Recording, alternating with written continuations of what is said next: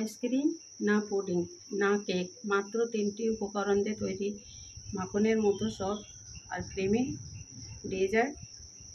Hello everyone, কেমন আছেন আপনারা? আশা করি ভালো আছেন। আমার চ্যানেলটা যদি আপনাদের ভালো লেগে থাকে বা রেসিপিটা যদি ভালো লেগে থাকে, লাইক, শেয়ার, সাবস্ক্রাইব করে পাশে থাকবেন। তো বেশি কথা না বলে চলুন তাহলে রেসিপিটা আজকে শুরু করি। প্রথমেই আমি এখানে 2 কাপ মেজারমেন্ট কাপের টক দইকে আমি একেবারে জল ঝরিয়ে নিয়েছি। দেখুন, এটাকে আমি একটা হ্যান্ড উইকের সাহায্যে ভালো করে ফেটে নেব।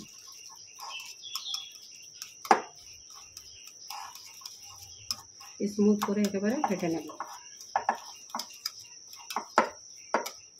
আমি এখানে যে টক দইটা নিয়েছি এটা কিন্তু আজকেই আমি বাজার থেকে কিনেছি। এটা বেশি দিনের হলে টক ভাব এসে যাবে, তখন কিন্তু এই ডেজার্টটা ভালো হবে না খেতে।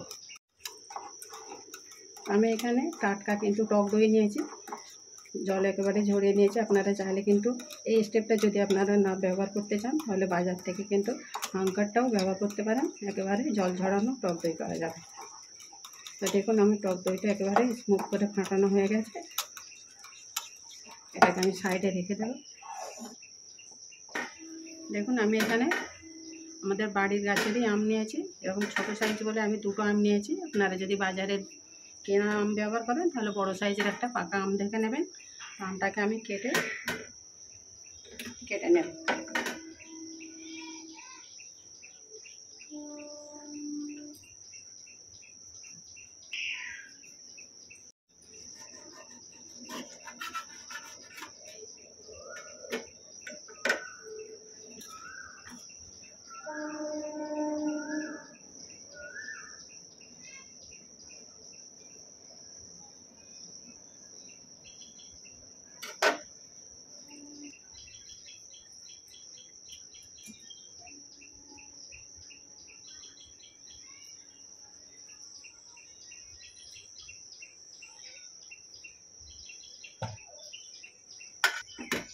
আমগুলো কেটে নিয়েছি আর এখানে একটা মিক্সিং জার নিয়েছি। দেখুন, মিক্সিং জারে নিয়ে ভালো করে একদম স্মুথ করে একটা পেস্ট বানিয়ে নেব।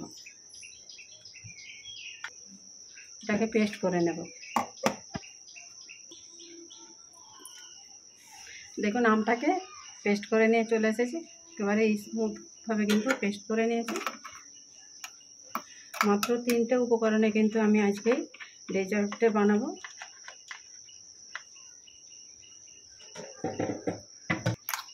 আমটা দিয়ে দেব।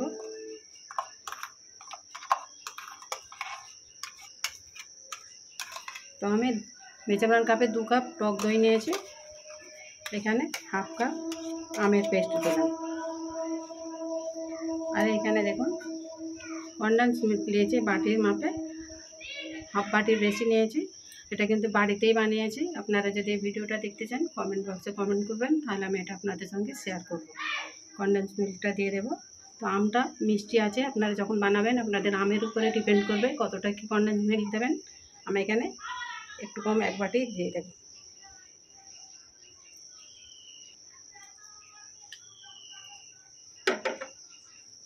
সবগুলো ভালো করে এবারে ফাটিয়ে নেব।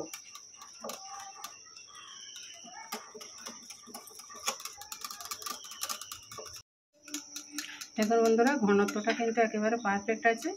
এরকমই থাকবে ঘনত্বটা। আর এদিকে দেখুন, আমি কড়াই জল বসিয়ে দিয়েছি এটাকে ভাপানোর জন্য। তো চলুন তাহলে আমি যে বাটিটা বসাবো সেই বাটিটায় আমি এখানে সাদা তেল দিয়ে দিয়েছি। ব্রাশ করে নেব।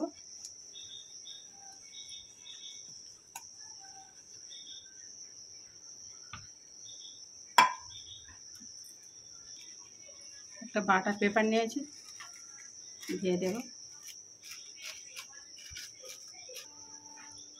উপর থেকে আবার একটু তেল ব্রাশ করে দেব।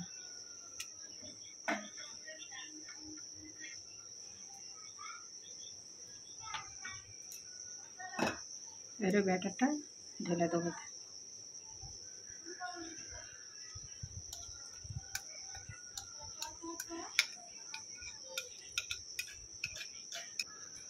ভালো করে এটাকে সেট করে দেবো বাটিতে।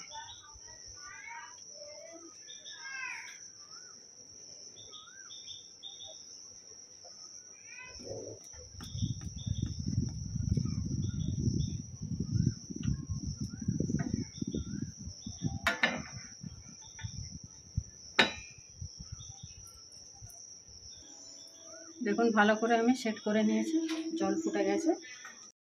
তো আমার কাছে ফয়েল পেপার নেই, তার জন্য আমি উপর থেকে একটা ছোট একটা প্লেট চাপা দিয়ে দেব, দিয়ে আমি কাপড় দিয়ে এটাকে উপর থেকে ভালো করে চাপা দিয়ে দেবো, যাতে কোনো রকম বাষ্পটা না বেরিয়ে যায়।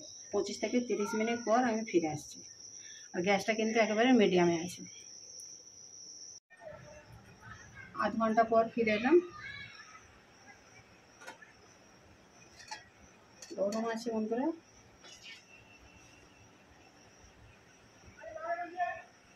এটাকে আমি 1.5 ঘন্টা পর ফিরে আসছি। নর্মাল ফ্রিজে দিয়ে এটাকে ঠান্ডা করে নিয়ে ফিরে আসছি। 1.5 ঘন্টা পর ফিরে এলাম। দেখুন কত সুন্দর হয়ে গেছে, কিন্তু খুবই সফট একেবারে। এটাকে আমি এবারে প্লেটে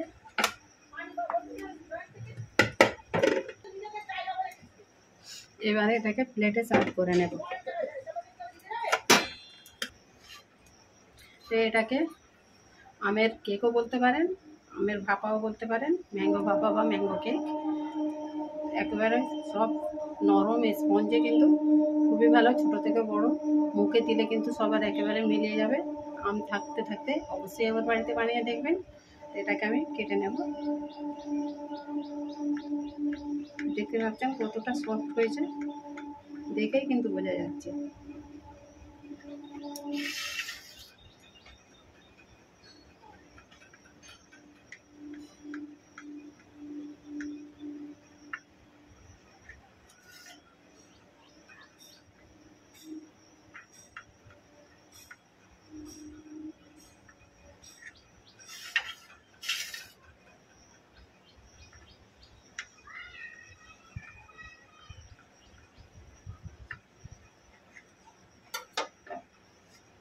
আমি এখানে কিছু আমের কিউব কেটে নিয়েছি, সাজিয়ে নেব একটু সুন্দর করে।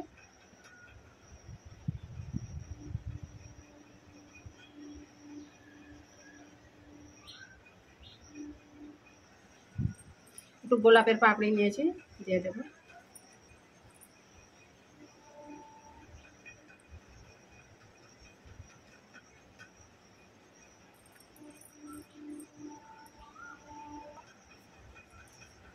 তো দেখুন সাজিয়ে নিয়েছি। কেমন হয়েছে আমার এই আম ভাপাটা কমেন্ট করে জানাবেন, লাইক শেয়ার করবেন, নতুন বন্ধুদের চ্যানেলটাকে সাবস্ক্রাইব করে দেবেন।